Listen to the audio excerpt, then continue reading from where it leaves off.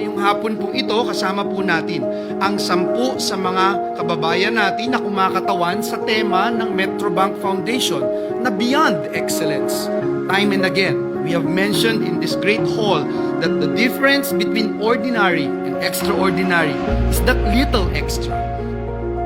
Taon-taon ating ibinibigyang pugay ang mga natatanging individual tulad ng mga guro, sundalo at pulis na nagsisilbing huwaran ng kagalingan, katapatan at malasakit sa bayan.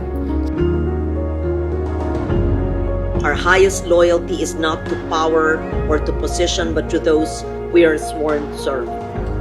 On behalf of this chamber, I join my colleagues in celebrating their exemplary contributions to our country. Mas mahalaga pa ngayon na ipagbunyi po natin ang mga totoong public servant. Mga tao po na nagbibigay ng kanilang oras, talento at buhay para sa ating bayan na wala pong hinihinging kapalit.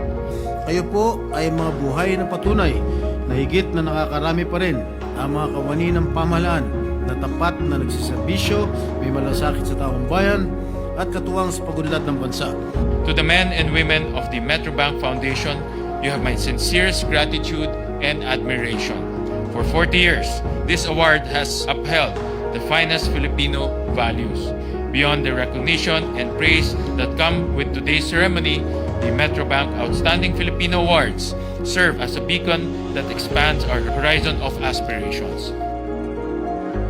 These awardees plant the seeds of critical thinking, compassion, and resilience in the mind of our youth.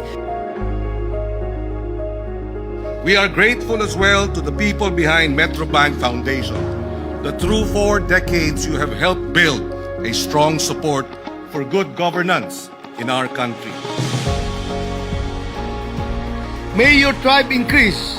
Huwag kayong magsawang mahalin ang Pilipinas. Huwag din kayong magsawang maging dahilan upang lalong mahalin ng bawat Pilipino ang kanyang bayan. Together with my fellow awardees, teachers, soldiers, and police officers, we carry the same flame to serve not with skill but with heart, even in the most uncertain corners of our nation. To honor these Filipinos who have given decades of their lives to serve Filipino communities across the country with honor, dignity, integrity, and excellence.